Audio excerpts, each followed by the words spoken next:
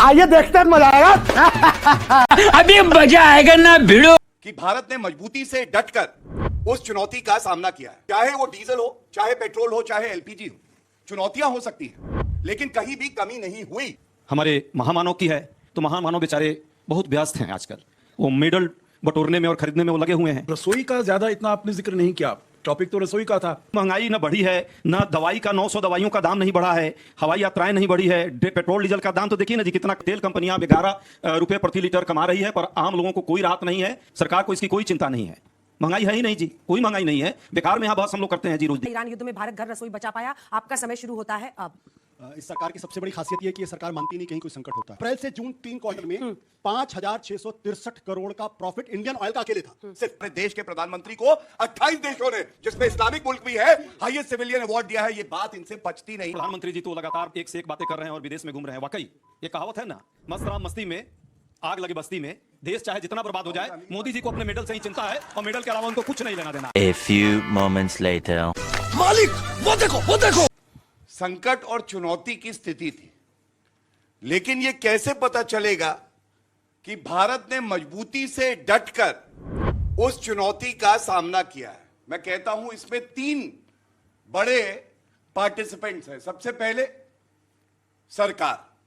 तो सरकार पे जब आती है तो ये डंके की चोट पे मैं कहता हूं कि 130 दिन हो गए इस संकट के, लेकिन चाहे वो डीजल हो, चाहे पेट्रोल हो, चाहे एलपीजी हो, चुनौतियां हो सकती हैं, लेकिन कहीं भी कमी नहीं हुई।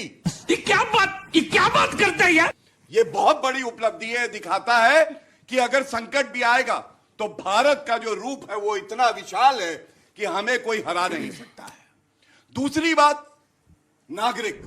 मुझे याद है नरेंद्र मोदी जी आए और जब एक संकट है तो परिवार का जो पिता तुल्य सदस्य होता है वो अपने परिवार की तरफ देखता है।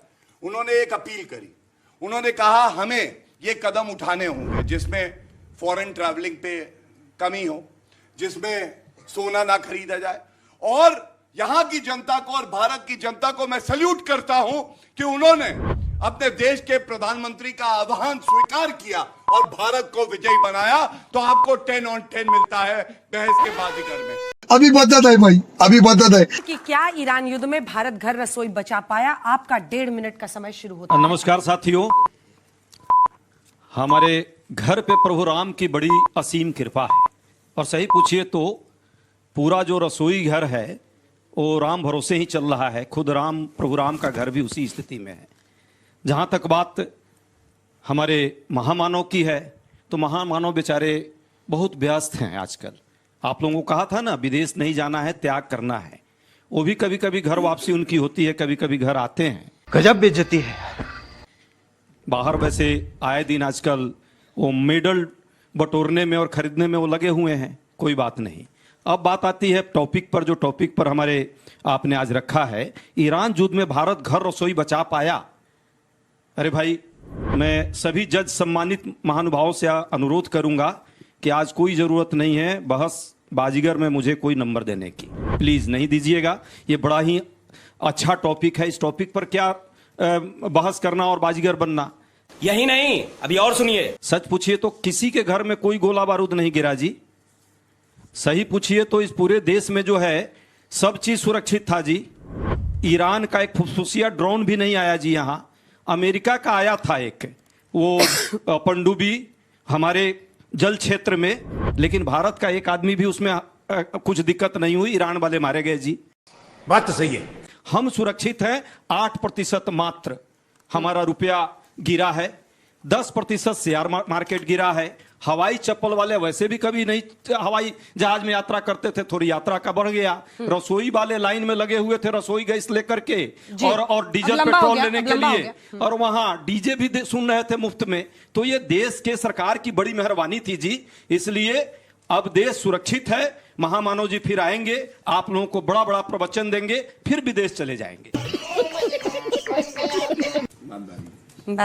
कुछ जो आप पूछना चाहें सर? नहीं, मैं केवल अपने जो वक्ता है उनसे यही पूछूंगा, रसोई का ज्यादा इतना आपने जिक्र नहीं किया, टॉपिक तो रसोई का था। परंतु रसोई में क्या हालचाल रहे, आपने उसको बहुत ही टेंजेंशियली उसको ट्रीट किया। नहीं सर, उसके ऊपर मैं तो कह रहा हूं कि कोई महंगाई है ही नहीं। हाँ, नहीं, कोई महंगाई न बढ़ी है, न दवाई का 900 दवाइयों का दाम नहीं बढ़ा है, हवाई यात्राएं नहीं बढ़ी है, पेट्रोल डीजल का दाम तो देखिए ना जी कितना कम है। गजब बेइज्जती है। तो मतलब आप भी आए होंगे तो agree आपको करते कुछ हैं। नहीं खर्च हुआ होगा। देश बड़े सुरक्षित है, कहीं कोई समस्या नहीं है, तो फिर बात किस बात की जाए। धन्यवाद। ठीक है, ये एक मिनट का रिबॉटल आज के टाइम मिलेगा अखबार का उसमें। एक ये रिपोर्ट है, वैसे दिखाना नहीं चाहिए। तेल कंपनियां अब 11 रुपए प्रति लीटर कमा रही है, पर आम लोगों को कोई राहत नहीं है। सरकार को इसकी कोई चिंता नहीं है। महंगाई है ही नहीं जी, कोई महंगाई नहीं है। बेकार में यहाँ बहस हम लोग करते हैं जी रोज दिन। अपने घर जाना है। नमस्कार आप सभी को। देखिए, जब भारत जिसमें 90% के करीब तेल आयात होता है और वेस्ट एशिया में युद्ध चल रहा हो, तो उस समय क्वेश्चंस ये होते हैं कि क्या मेरे यहाँ पेट्रोल पंप बंद हुआ, क्या मेरे यहाँ पेट्रोल पंप के लिए पेट्रोल के लिए लाइनें लगी, क्या मेरे यहाँ पेट्रोल का राशन हुआ, क्या मेरे यहाँ पे जो हमारा ट्रांसपोर्ट था उसको ठप किया गया, क्या हमारे यहाँ वर्क फ्रॉम होम किया गया। अगर इन सब प्रश्नों के जवाब ना है तो ये अपने आप में एक जवाब है कि नहीं, मेरे यहाँ भारत में जो रसोई घर था वो चलता रहा। तू क्या बोल रही है? आंकड़ों का ये है कि जी पेट्रोल पंप यहाँ पे जो पेट्रोल के दाम थे वो केवल 5 रुपए 90 पैसे बढ़े उस दौरान, जब मैंने कहा कि 90% हम ऑयल का इंपोर्ट करते हैं, और जो क्रूड ऑयल के दाम थे तकरीबन 100% राइज हुआ। $60 पर बैरल से वो तकरीबन $120 पर बैरल पे गया। अरे कैसा चमन जैसा बात करता है। अब आते हैं रसोई घर के चूल्हे पे। जो आपका चूल्हा था वो 853 रुपीस पर यूनिट से जो डोमेस्टिक था वो आपका पहुंचा 942 रुपीस पर यूनिट, जो तकरीबन 11% का राइज हुआ। अगर आप इसको कंपेयर करते हो 2014 से, तो तब वो ऑलरेडी 1241 था। तो इस दौरान अगर आप देखो कि 1241 पे जो नॉर्मल सामान्य आपको सिचुएशन में मिल रहा था, आज भी उससे वो 24% कम है। जनता को आप मूर्ख समझना बंद कर दीजिए। तो ये आपका जवाब है कि हमारे रसोई घर बंद नहीं हुए। अगर हम बात करें जो इन्फ्लेशन रेट है 3.93%। समय समाप्त हो गया, समय समाप्त। नेक्स्ट राउंड में। चलिए अब आपका आशुतोष जी। तो प्रोफेसर जी के लिए अलग से तालियां बज रहे हैं, आशुतोष जी आपके लिए भी बजेंगी। आप भी शुरू कीजिए 90 सेकंड का इस विषय पर बोलने का कि क्या ईरान युद्ध में भारत घर रसोई बचा पाया। आपका समय शुरू होता है अब। इस सरकार की सबसे बड़ी खासियत ये है कि ये सरकार मानती नहीं कहीं कोई संकट होता है। तू समझा? हाँ।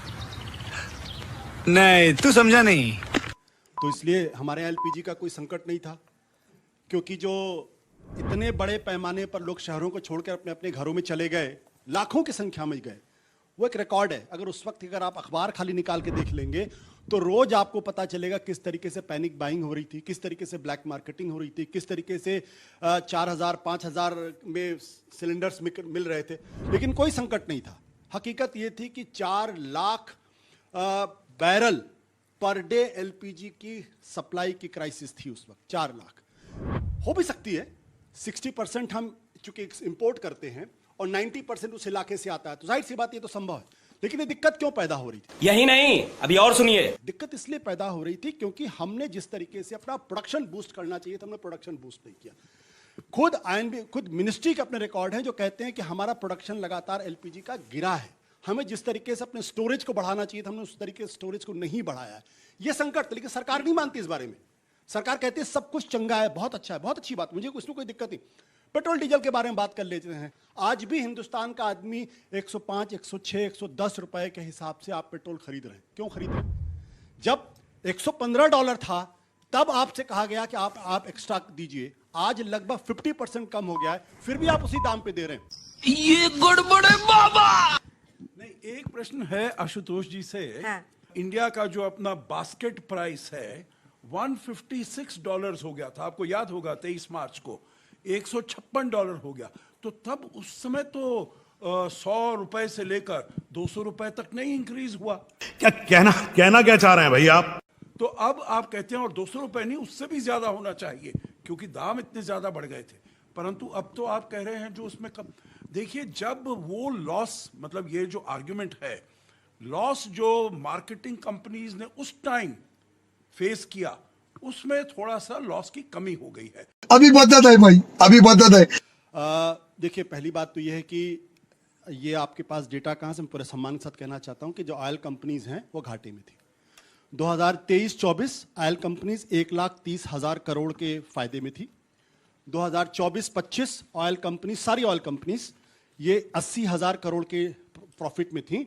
और 2025-26 जिसमें आपका मार्च 26 भी आता है, उसमें 1,17,000 करोड़ के प्रॉफिट फॉर ऑयल कंपनीज थी। सही पकड़े हैं। और अप्रैल से लेके जून तक का जो वक्त है, मैं सिर्फ आपको इंडियन ऑयल का डेटा दे रहा हूं, 5,633 करोड़ के प्रॉफिट में थी जब संकट था। अप्रैल से जून 3 क्वार्टर में 5,663 करोड़ का प्रॉफिट इंडियन ऑयल का अकेले था सिर्फ। तो ये कहना कि हमारी ऑयल कंपनीज घाटे में चल रही थी, ये तथ्यों से परे है। और मैं नहीं कहूंगा कि भारत सरकार ने इस बारे में झूठ बोला है। क्या बात, ये बात है। लेकिन प्रधानमंत्री जी के लिए कहा कि अब घर आ जाएंगे और मेडल्स खरीद लिए। तो मैं ये कहता हूं, ये हमारे लिए सम्मान की बात है कि हमारे देश के प्रधानमंत्री को 28 देशों ने, जिसमें इस्लामिक मुल्क भी है, हाईएस्ट सिविलियन अवार्ड दिया है। ये बात इनसे पचती नहीं है। क्या बोला तूने? सबसे पहले, कोई भारतीय भूखा नहीं सोया है। सप्लाई में कोई कमी नहीं, पेट्रोल पंप खुले रहे, गैस के सिलेंडर आते रहे। और मुझे तो ऐसा लग रहा है, आशुतोष जी मेरे मित्र हैं, उनका वजन भी बढ़ गया क्योंकि माँ ने रोटियां बहुत खिलाई है, गैस का सिलेंडर घर पे था। अरे कैसा चमन जैसा बात करता है। देखिए, गौरव भाई ने बड़ी बड़ी बात की कि भाई प्रधानमंत्री जी तो लगातार एक से एक बातें कर रहे हैं और विदेश में घूम रहे हैं। वाकई ये कहावत है ना, मस्त राम मस्ती में आग लगे बस्ती में। देश चाहे जितना बर्बाद हो जाए, मोदी जी को अपने मेडल से ही चिंता है और मेडल के अलावा उनको कुछ नहीं लेना देना है। ये सच्चाई आप स्वीकारिए। जब देखिए 3 हमारे नाविक इसी ईरान युद्ध के दौरान शहीद हुए, उनको अमेरिकन सैनिकों ने मारा। प्रधानमंत्री जी उसी प्रेस कॉन्फ्रेंस में लगा कि ट्रंप के साथ कुछ बात करेंगे, कहेंगे, चुप्पी। अरे हम तो फकीर आदमी है। मौन व्रत का तो रिकॉर्ड बनाया है उन्होंने। हर मुद्दे पर मौन व्रत लगाया, चाहे वो महंगाई का मुद्दा हो, बेरोजगारी का मुद्दा हो, नीट पेपर लीक का मुद्दा हो, या अंतर्राष्ट्रीय स्तर पर जब हमारे मान सम्मान आत्मसम्मान की बात है, वहां भी वो मौन व्रत धारण कर लेते हैं। ये मौन धारण करने का जो महारथी हैं, उनसे सिर्फ हम इतना ही जानना चाहते हैं कि भाई कभी कभी इस देश में आइए और जो मन की बात करते हैं, जरा आम जन की भी बात कर ले। लोगों को रोजगार चाहिए, महंगाई से लोग परेशान हैं। बात तो सही है।